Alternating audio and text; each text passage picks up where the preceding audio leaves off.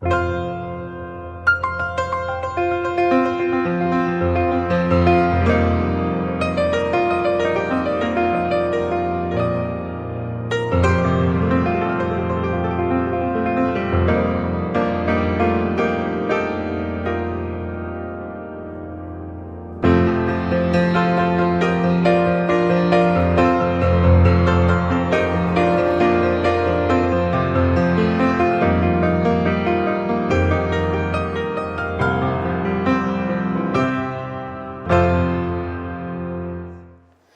damos gracias al Señor que nos permite reunirnos. En verdad, como van los tiempos, un día nos van a querer impedirlo. Pero mientras podamos y el Señor nos dé este privilegio y esta bendición, aprovechémoslo, hermano, y démosle gracias al Señor. Bueno, hermanos, vamos a abrir nuestra Biblia en el libro del Evangelio Mateo, capítulo 8, verso 10.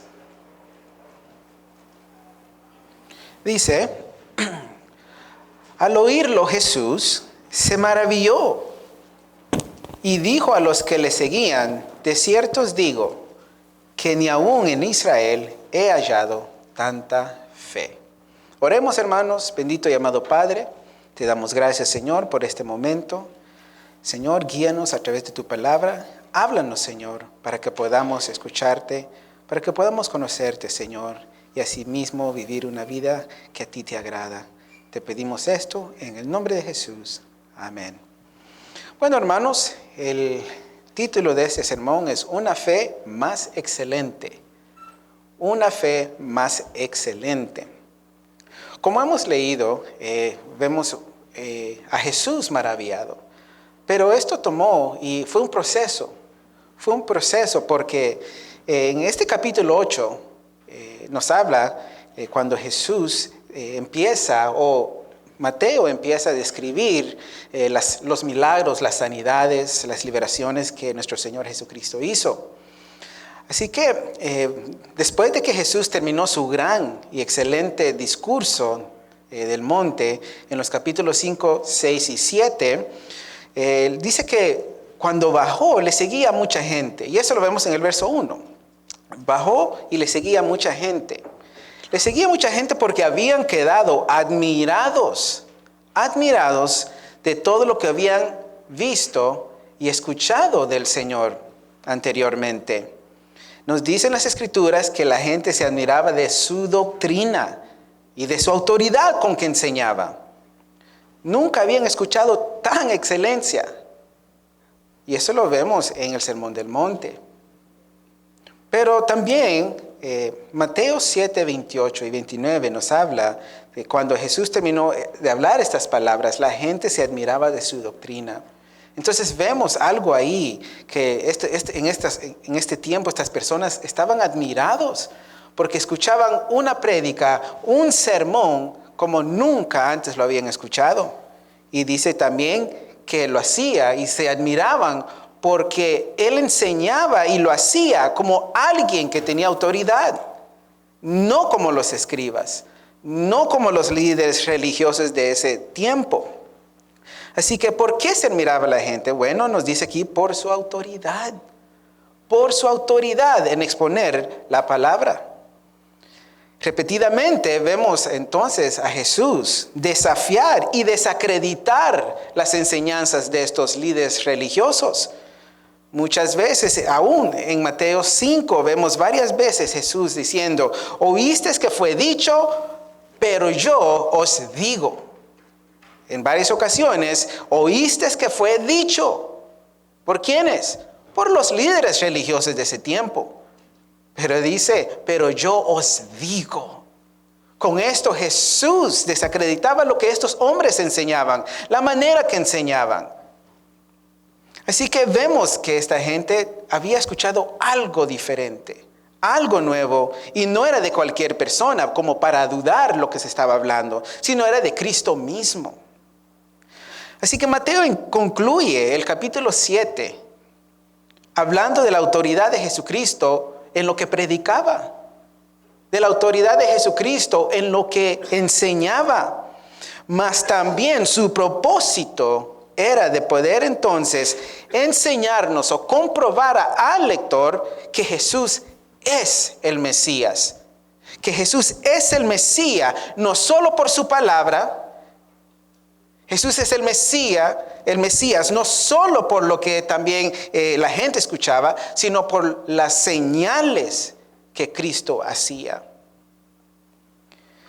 En los capítulos 8 y 9, Mateo nos describe cómo Jesús entonces demuestra esta autoridad sobre la enfermedad, sobre la naturaleza, sobre los demonios, sobre el pecado y sobre la misma muerte. Estos eran las credenciales del Mesías. Esto era lo que el Mesías tenía que hacer. También esto era credenciales del rey del reino de Dios. Juan el Bautista mandó a 2 de sus discípulos a preguntarle a Jesús que si él era el que esperaban o había otro.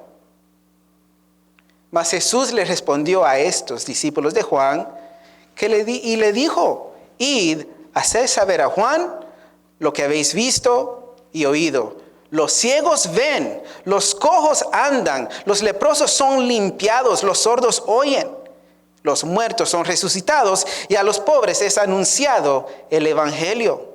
Con eso Jesús entonces nos estaba afirmando a todos los que leemos ahora, pero en este caso a Juan el Bautista, que él era el Mesías, que él era quien la profecía de Isaías 35 decía que iba a venir, que él era el Mesías, que él era el sanador, el salvador de su pueblo. Así que vemos entonces a Jesús entonces ya actuando. La fama de Jesús ya había sido difundida. Anteriormente muchos le seguían. Antes que subiera al sermón del monte o al monte y dar su discurso, ya le seguía una multitud. Él no andaba solo. ¿O a quién le iba a enseñar? ¿A quién le iba a predicar? Sino a las personas. Entonces ya conocían de él. El capítulo 4, versos 23 y 24 dice: vemos a Jesús enseñando en las sinagogas, predicando el evangelio del reino y sanando toda enfermedad. También dolencias, tormentos y todos los tormentos del pueblo. Le traían a él también endemoniados, lunáticos, paralíticos para que les sanara. Esto estamos viendo como contexto, un contexto de lo que estaba sucediendo en ese entonces. Y así entonces, viendo entonces que Jesús estaba ya actuando, ya estaba poderosamente sanando y había empezado su ministerio, llegamos entonces al capítulo número 8 de nuestra lectura de hoy, donde Mateo nos presenta entonces a Jesús como el Mesías, como el Rey que tiene autoridad sobre todo y toda la existencia. Lo presenta como no solo el Mesías, sino como el sanador y el salvador de su pueblo. Nos dice entonces Mateo, y quiero que vayamos viendo, hermanos, los versos 1 al 13. Y entonces vemos el verso 1, donde nos dice que vino un leproso ante él y se postró diciendo: Señor, si quieres puedes limpiarme.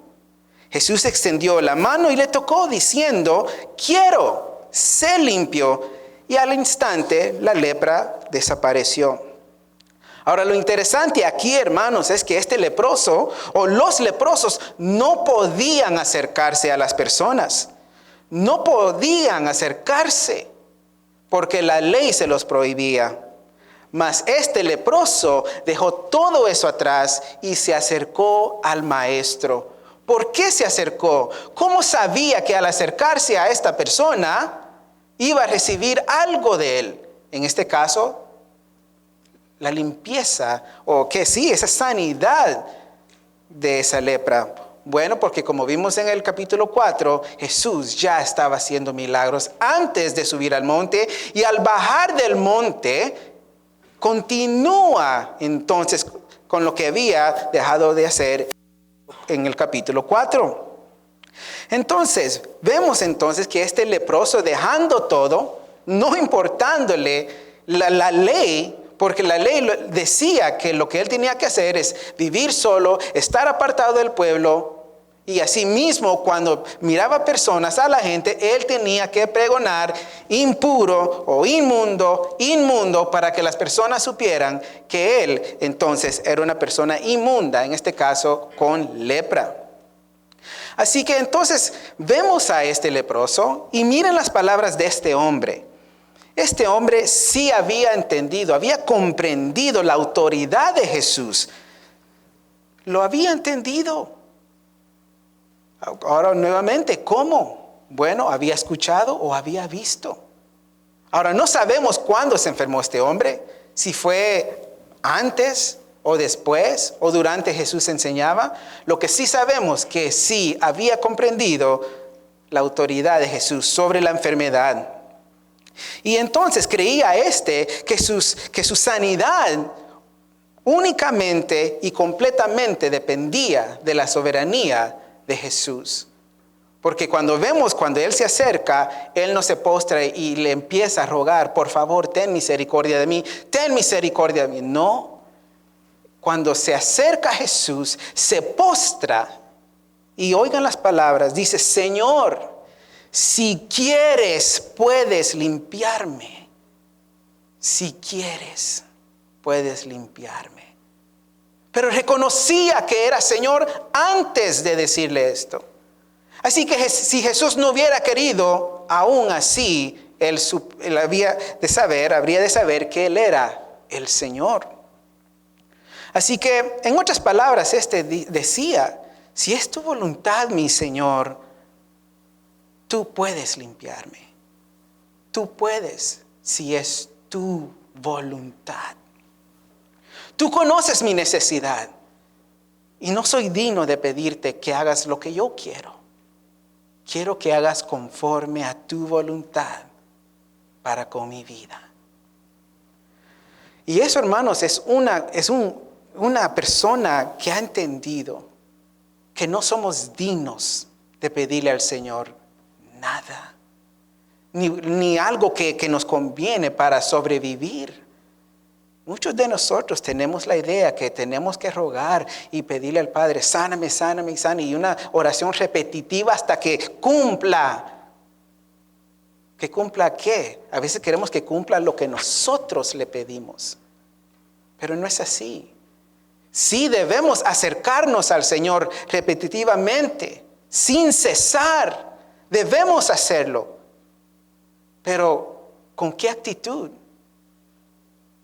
¿Hasta cuándo vamos a comprender que no podemos doblarle el brazo al Señor y que haga lo que nosotros queremos simplemente porque pensamos que la oración va a torcer el brazo del Señor? No. La oración no es para cambiar la voluntad de Dios, no es para retorcer el brazo del Señor.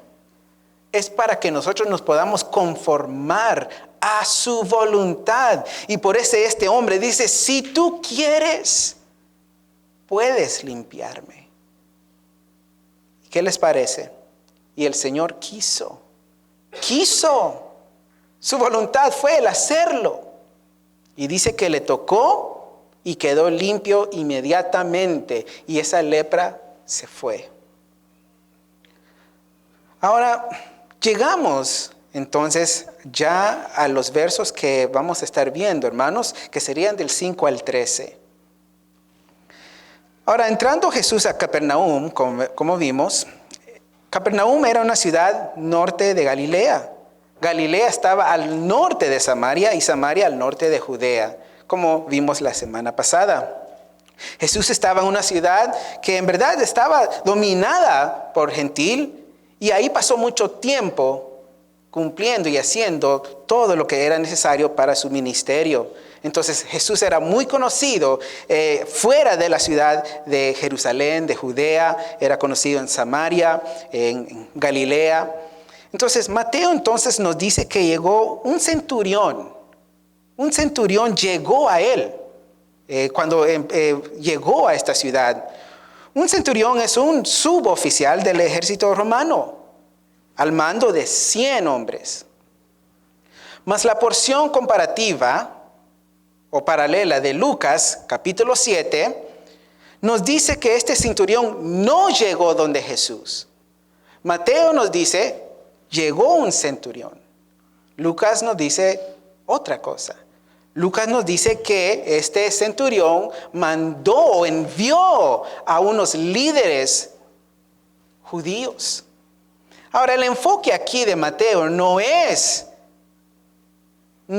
la delegación que éste envió, no es cuánta gente fue, cuántas personas fueron, qué tamaño eran, si eran altos, bajos, no. El enfoque de Mateo aquí es la actitud y la fe de este centurión. Entonces por eso sí podemos ver alguna diferencia, ya que Lucas también tenía otra perspectiva. Lucas tenía otra perspectiva en todo esto. Ahora entonces, viendo esto, llegó con humildad este centurión, reconociendo el señorío de nuestro Señor. Y dice el verso 6, Señor, mi criado está postrado en casa, paralítico y gravemente atormentado. La palabra que Mateo usó para criado es pais. Pais significa niño. Aquí dice criado. Algunos dicen, ahí hay contradicción. No, no hay contradicción. ¿Por qué? Porque si vemos el relato de Lucas, que es la misma historia, Lucas usa la palabra doulos, que ese sí significa esclavo. Entonces, este criado era un niño esclavo. Un niño esclavo. Ahora, en estos tiempos, hermanos, no era malo tener esclavo. No era malo tener esclavos. Como vemos, Jesús no vio esto como algo repulsivo. No reprendió al centurión. ¿Y por qué vienes a mí si tienes esclavo? Tú eres malo. No. Habían amos malos, pero no era malo tener, en este caso, esclavos. Pero este centurión no era igual. Este centurión era una persona que podemos decir humanamente moral, buena en términos humanos. Vemos el corazón de este centurión. Los esclavos nuevamente no eran vistos como personas de valor. Eran vistos como lo peor. Eran vistos como objetos sin valor. Y a veces trataban mejor a los animales que a los esclavos. Y el amo tenía derecho de matar a su esclavo si no le parecía. Entonces vemos qué actitud tenían algunos. Mas este centurión había entonces creído en Dios, tenía y era temeroso de Dios. Este sí se preocupaba por su esclavo, se preocupó por este niño. Este centurión no era como los demás. También tenemos un relato de otro centurión llamado Cornelio. Dice que este era también temeroso de Dios. Entonces, cuando vemos algunos pasajes que hablan de los centuriones, podemos ver que eran personas buenas, humanamente hablando. ¿Por qué? Porque Jesús, cuando hablaba de ellos, o la Biblia nos habla de ellos, está hablando que también Dios tiene un propósito con los gentiles. Y por eso vemos esto, porque a veces los judíos miraban mal a los gentiles, y mucho más aún un soldado romano que oprimía al pueblo. Entonces no era solo mal ser gentil, sino ahora era peor ser un soldado entre los gentiles. Así que, hermanos, podemos ver entonces que este hombre había algo diferente en él. Había algo diferente en él. Él temía a Dios. Era un amigo de estos ancianos judíos. Nosotros sí tenemos el concepto que los judíos no querían a los gentiles. Entonces, cuando leemos esto, que era amigo, que un gentil envió a los ancianos o a algunos ancianos judíos, uno se pregunta, ¿cómo es posible esto? ¿Cómo es que un gentil esté enviando a un judío? Bueno, tenemos que ver entonces lo que nos dice Lucas para comprender qué es lo que está sucediendo. Este hombre, este centurión, amaba a la nación, amaba a Israel, al punto que les había edificado una sinagoga en Capernaum. Entonces estos hombres miraban que este hombre era piadoso. Este hombre temía, amaba a Dios. Y por eso les había ayudado a edificar una sinagoga. Entonces, Lucas nos dice en el capítulo 7, verso 5, que este hombre amaba a Dios, amaba a Israel. Y por estos hombres, cuando vieron la necesidad de este centurión, ellos mismos fueron donde Jesús a rogar por este hombre, decirle, Él es digno que le hagas este favor. Este hombre es digno que le ayudes, porque ama a Israel. Ahora, con amar a Israel, no simplemente está diciendo ama al país, a esta nación Israel. Ama las costumbres judías, las respeta. Y también podemos decir que también aún las practica. Ahora, hermanos, es terrible ver a un niño sufrir. Parte el corazón. Escuchar gritos de un niño y verlo sufrir y no poder hacer nada es un dolor tan grande y es algo muy terrible que podemos experimentar. Ahora, ¿qué podía hacer este centurión? Me imagino que sí había intentado muchas cosas. Pero dice que cuando escuchó de Jesús, envió a estos ancianos. ¿Será que hizo bien? Claro que sí. Claro que sí. Mas este centurión fue al mejor lugar, a la mejor persona, a la persona indicada, mandándole a estos ancianos. Entonces, fueron al Señor y el Señor respondió. ¿Qué respondió el Señor? Les dijo, iré y les sanaré. Iré y les sanaré. Ahora imagínense entonces, Jesús, sabiendo que va a ir a la casa de un gentil. ¿Qué dirían los líderes? Los que criticaban a Jesús. Los que buscaban algo para entonces incriminar a Jesús. ¿Va a ir este de verdad a la casa de este gentil? Bueno, Jesús fue con ellos. Fue con los ancianos. Mas cuando estaban cerca de la casa del centurión, el centurión envió a unos de sus amigos a decirle, en el verso 8 de Mateo, Señor, no te molestes, pues no soy digno de que entres bajo mi techo. No, Señor, no te molestes. Yo entiendo que no es bueno que un judío entre en techo, en casa de un gentil. Por favor, no vengas, porque no soy digno que entres a mi techo. Pero aún en su necesidad, este hombre con gran humildad le mandó a decir al Señor, no soy digno, no soy digno. A veces lo que vemos ahora es que importan las reglas, que importa el orden. Yo necesito este milagro de Dios. Y a muchos se aprovechan de eso.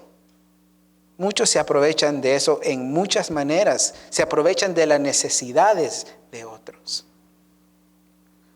Así que entonces, hermanos, podemos ver la actitud de este centurión. Vemos la actitud de humildad, de temor a Dios. Él pudo haber dicho, no me importa, Jesús, tú entra. Igual, tú eres Jesús. No, él dijo, no. Señor, yo sé que te van a ver mal y que está mal que tú entres a mi techo. No lo hagas. Soy indigno. Diferente a la actitud de uno que se llamaba Simón el fariseo. Este invitó a Jesús a comer a su casa, pero al ver que una mujer llegó y se postró llorando a los pies de Cristo, y con sus lágrimas y su cabello empezó entonces a lavar los pies de Cristo, a echarle perfume, este Simón el fariseo pensó en él mismo, en su corazón, en su mente, diciendo: si de verdad fuera profeta, supiera quién es quien le toca. ¿Ven la diferencia de actitud? Uno le dice: ven Jesús, ven a comer a mi casa, yo quiero conocer más de ti, de lo que enseñas, pero ven. Aún dudando, ni sabiendo quién era este hombre. Entonces, al estar en casa de este fariseo, Jesús llega tranquilo, y una mujer entra y nuevamente empieza a llorar amargamente delante del Señor. Y este fariseo, con una actitud bien orgullosa, dice: y todavía nada que: Señor, si de verdad fueras profeta. No, si fuera profeta en verdad, supiera qué mujer es que le está tocando. Pero eso lo dijo en sí, lo dijo en su mente, lo sintió en su corazón. Mas Jesús le dice: Simón, tengo algo que decirte. Habían dos personas que tenían una deuda. Bueno, debía 50 denarios y el otro 100. Y ambos no podían pagarlo. No podían pagarlo. Entonces, a ambos los perdonaron. ¿Quién crees que amó más? Simón dice: bueno, al que más se le perdonó. Has juzgado bien. Has juzgado bien. Porque ¿sabes qué pasa con esta mujer? Ella, desde que entró, no ha parado de llorar. Ha enjuagado mis pies con sus lágrimas y ha perfumado mis pies. Mas tú no hiciste ni lo que tendría que hacer cualquier persona cuando vienen a su casa. No me diste agua para lavar mis pies. No ungiste mi cabeza con aceite por el calor en que venía para refrescar mi cabeza. Mas ella, porque de verdad se siente perdonada, y ella sabe cuánto pecado ha sido perdonado, ella sí se humilla. Mas tú te sientes justo, y más bien criticas. Wow, qué cuadro. Cuando uno ve esto, la humildad de un centurión, de un gentil, diciendo: Señor, no soy digno, no entres a mi casa, por favor. Y el otro se sentía digno: claro, yo soy religioso, soy un fariseo, ven a mi casa. Y en la misma casa criticando a su invitado. Tengamos cuidado. Así que, hermanos, vemos eso. Este hombre, entonces, con ninguna onza de humildad, invitó a Jesús y lo despreció. Si fuera profeta de verdad, supiera quién es, quién le está tocando. Mas el centurión no se sentía digno. No se sentía digno que Jesús entrara a su casa. Pero esto no le impidió acercarse a Jesús. ¿Cuántos de nosotros nos hemos sentido indignos de acercarnos a Jesús? Aún, hermanos, creyendo ya en su sacrificio. Pero eso no nos debe de impedir acercarnos a Él. Si nos amó, y aún Cristo murió cuando éramos enemigos, ahora ¿cuánto más? ¿Y qué no nos dará si ya nos dio a Jesucristo? Pero este hombre, hermanos, entonces, esto no le impidió que él se sintiera indigno. No se sentía indigno y dijo, bueno, no me acerco, no soy digno. No, se acercó y con humildad diciendo, no soy digno que tú entres a mi casa. Él no se sentía digno porque sabía el poder de este hombre llamado Jesús. Se sentía indigno porque sabía la autoridad que este hombre representaba. Mas sabía que podía acercarse. Mas sabía que sí podía acercarse. Ahora, cuando este hombre se acercó entonces y le dijo, bueno, tengo un criado, mi criado está enfermo, tiene parálisis y está en mucho dolor. Y Jesús le dijo, sí, yo iré y voy a sanarle.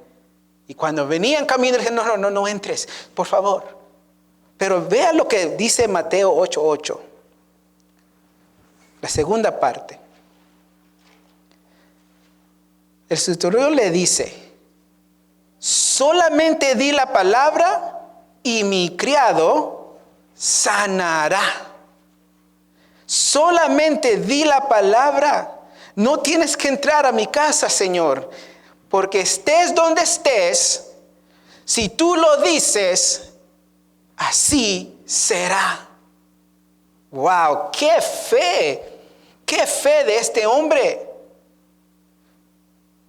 En otras palabras, dice, tú eres soberano, tienes toda la autoridad, tienes autoridad de Dios mismo para declarar a mi criado sano y salvo. Y si tú quieres, así lo harás. Ahora, ¿cómo sabía este hombre esto? ¿De dónde sacó esta idea de que si Dios o Jesús desde allá decía algo, podría suceder donde él estaba? ¿De dónde había sacado ese concepto? De solamente di la palabra y sanará. Este hombre sí, hermanos, sabía qué era la verdadera autoridad. Verso 9 dice, porque también soy hombre bajo autoridad y tengo bajo mis órdenes soldados. Y digo a este, ve y va, y al otro, ven y viene. Y a mi siervo, haz esto y lo hace. En otras palabras, este centurión decía, yo soy un hombre bajo autoridad. Hay otros con autoridad sobre mí. Estoy bajo autoridad. Le doy cuentas a otro. Pero también tengo soldados que están bajo mi autoridad y cumplen cada palabra que yo digo. ¿Cuánto más tú, Señor? ¿Cuánto más tú? ¿Cuánta autoridad tendrías tú más que yo si tú tienes la misma autoridad de Dios? Tú tienes la misma autoridad de Dios. ¿Cómo no se cumplirá tu palabra? Solo di la palabra, mi Señor, y se sanará mi criado. Al oír esto, hermanos, verso 10, se maravilló Jesús. Se maravilló. ¿Por qué? Porque nunca antes había alguien dicho tal cosa o pensado tal cosa. Recordemos que Jesús conoce los corazones. Sabía lo que estaba hablando este Simón el fariseo. Sabía lo que pensaba y lo que sentía y le respondió. A Jesús no le tenían que decir, Jesús, pero si de verdad eres alguien, ¿por qué permites tal cosa? No, él sabía los pensamientos del hombre. Y aquí el Señor, Dios en su soberanía, en su inspiración divina, nos quiso dar a entender que este hombre tenía una fe más excelente de la cual había él visto. Porque no era cualquier cosa. No es como cuando Jesús llegaba y ¿qué quieres que haga? Quiero ver, Señor. Quiero que restaures mi vista. ¿Crees que lo puedo hacer? Sí, creo. Y sucedía. No. Este hombre más bien decía, Señor, tú no tienes ni que estar ahí donde está mi criado. Tú no tienes que estar cerca de mí, que soy indigno. Solo dilo, yo sé que será. Nunca había escuchado esto Jesús. Y por eso dice, al oírlo, Jesús se maravilló en el verso 10. Y dijo a los que le seguían, de cierto os digo, que ni aún en Israel he hallado tanta fe. Y de ellos se esperaba que tuvieran tal fe. Porque ellos, ahí empezó todo. Ahí empezó Jesús, su ministerio. Ahí empezó. Ellos son hijos de ese pacto. Ellos conocían a Dios. Pero no creían en las palabras de Jesús. Más bien, cada palabra que Jesús decía era para ver en qué lo podían agarrar y así incriminar. Ahora, aún con las sanidades, vemos en varios pasajes que buscando cómo incriminar a Jesús, aún cuando sanaba y era día de reposo, se enojaban. Y para ellos eso era el colmo, que alguien hiciera algo bueno aún en el día de reposo. Jesús mismo les dice, ¿qué es mejor? ¿Hacer algo bueno o algo malo en el día de reposo? Bueno, voy a hacer algo bueno y voy a sanar. Y sanó. Liberaba endemoniados. Sanaba paralíticos. Así que esta fe del pueblo a quien se le esperaba que tuviera esa fe, no tenía este tipo de fe. Con esto no estamos diciendo que Israel no tenía fe. Tenían fe. Tenían fe. Porque Jesús mismo le decía, hombres de poca fe. ¿A quiénes? ¿A los gentiles o a sus discípulos? A sus discípulos, que también eran israelitas. Entonces tenían fe. Había fe en Israel. Pero dice, no hay como esta. No he hallado fe como esta. En su humanidad, entonces Jesús genuinamente se maravilló de la fe de este hombre. De la fe que había en este hombre. Y este tipo de fe no había nuevamente en los hijos de Israel, en los hijos del reino, en los judíos. Ahora, esto fue una anticipación de lo que iba a suceder con el pueblo de Israel y los gentiles.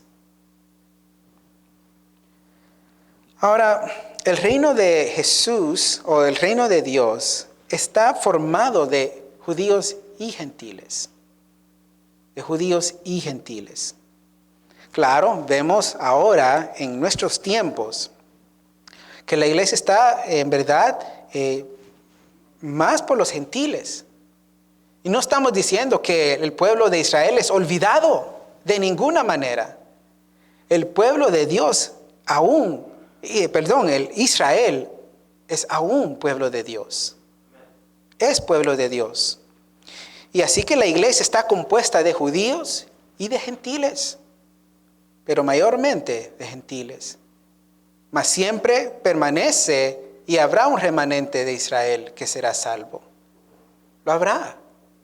No es que Israel haya sido desechado por Dios. No, de ninguna manera podemos pensar eso.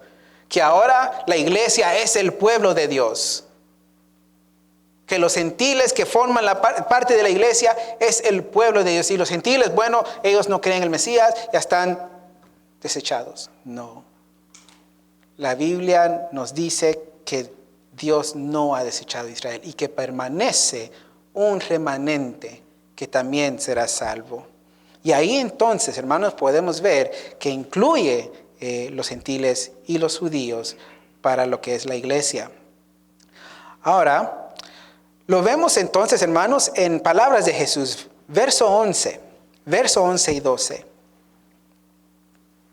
que dice, yo os digo que vendrán muchos del oriente y del occidente y se sentarán con Abraham e Isaac y Jacob. Ahí está incluyendo a los gentiles, los que van a venir del oriente y del occidente, y se sentarán con Abraham y Jacob. en el reino de los cielos.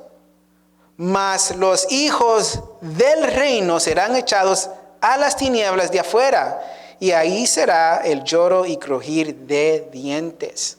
Recordemos, hermanos, no podemos sacar esto fuera de contexto. Cuando se habla de Abraham, Isaac y Jacob, aún hay descendientes, no por ser simplemente israelitas, sino porque son nuevamente en parte de la promesa, parte del pacto que Dios ha hecho con Israel. Entonces, de esto habla de los patriarcas de Israel y el pacto que Dios tiene con ese remanente. Así que los dos estarán del occidente y del oriente, vendrán y se sentarán con Abraham, Isaac y Jacob, hablando del pueblo judío. Más, verso 12 dice, más los hijos del reino. ¿Okay? Está hablando de Israel. De Israel. Está hablando de Israel. Dice, serán entonces echados a las tinieblas. Por eso dice también Pablo, no todo el que se dice israelita es Israel. No todo israelita es el verdadero Israel. Entonces Jesús nuevamente estaba hablando anticipadamente lo que iba a suceder. Recordemos que los judíos pensaban que solo ellos iban a ser el pueblo de Dios. Mas Jesús les dice, no. Porque la fe que he visto en los gentiles es aún mayor que la que hay en Israel. Así que, hermanos, para ir finalizando, con humildad, entonces, debemos postrarnos delante del Señor y adorarle, reconociendo su infinita autoridad sobre todas las cosas que suceden, ya sea aflicción, ya sea que enfermedad. Dios tiene el control y la autoridad sobre todas las cosas en nuestras vidas. ¿Cómo nos vamos a presentar delante del Señor? Señor, no me gusta lo que está pasando. Por favor, cambia las cosas. Haz conforme a mi voluntad, porque si por mí fuera, yo no quisiera estar enfermo. Sáname, sáname, sáname, sáname. Quita esta aflicción de mí, quita esta aflicción de mí, quita esta aflicción de mí. ¿Por qué pedimos así? ¿Por qué pedimos así? ¿Acaso Dios no ha hecho todas las cosas? ¿Acaso Dios no ha hecho todas las cosas? Y si hay algo que está sucediendo, si es así en nuestras vidas, entonces debemos aún así postrarnos delante de Dios, exaltar su nombre, adorar su maravilla, adorar su grandeza y decirle, Señor, hágase tu voluntad en mi vida para la gloria de tu nombre, para la honra y la gloria de tu nombre.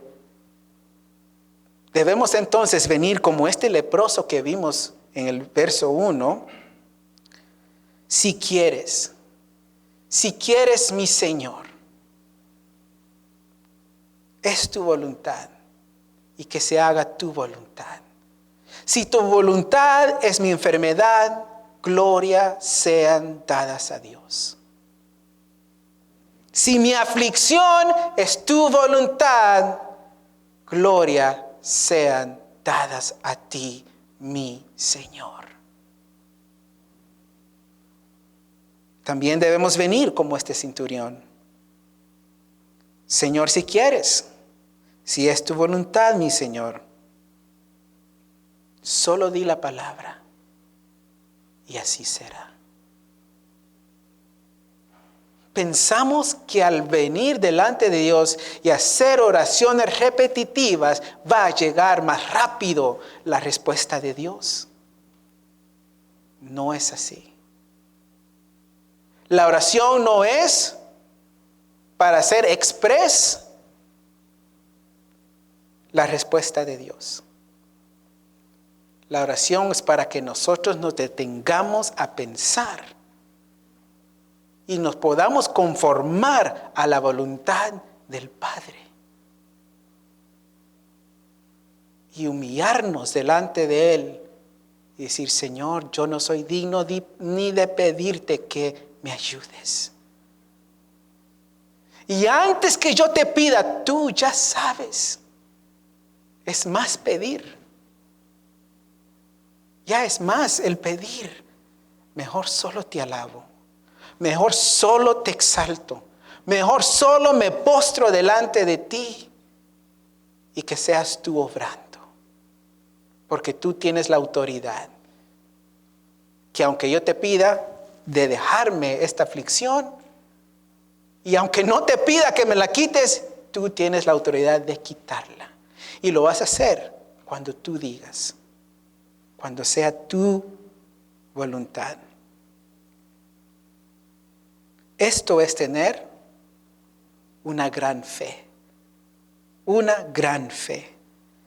Tener fe no significa declarar, decretar, arrebatar, cubrirme con la sangre de Cristo, ni hacer oraciones repetitivas. Eso no significa tener fe. Tener fe es decir, sí, yo sé que tú puedes hacerlo, Señor. Tener gran fe es decir, Señor, yo sé que tú lo puedes hacer y lo harás cuando sea tu tiempo. Y voy a estar seguro y contento todos los días de mi vida, aunque esté en esta aflicción. No me voy a afligir, no me voy a desesperar, no me voy a apartar de tus caminos. No, la fe más grande que se puede tener es saber que si Dios quiere, así será. Y será cuando Él quiere. Hermanos, en esta tarde o en esta mañana, pidámosle al Señor que aún aumente nuestra fe para tener esta actitud de estos hombres. Y que seamos una iglesia que de verdad tenga fe en la soberanía de Dios. Que de verdad tenga fe en la autoridad de Dios. No seamos inconsistentes. No seamos de doble ánimo. Que todo lo que suceda, tengamos esa paz, esa certeza, esa confianza de venir a Él y decir, Señor, esto me está sucediendo. Y si tú quieres, Señor, esto está sucediendo, solo di la palabra y me basta tu gracia. Oremos, hermanos. Bendito y amado Padre que estás en el cielo. Te damos gracias, oh Dios Todopoderoso. Gracias por tu fidelidad. Gracias por enseñarnos, oh Dios, estos ejemplos de estos hombres que tenían una fe, Señor, que aún maravillaron a tu Hijo.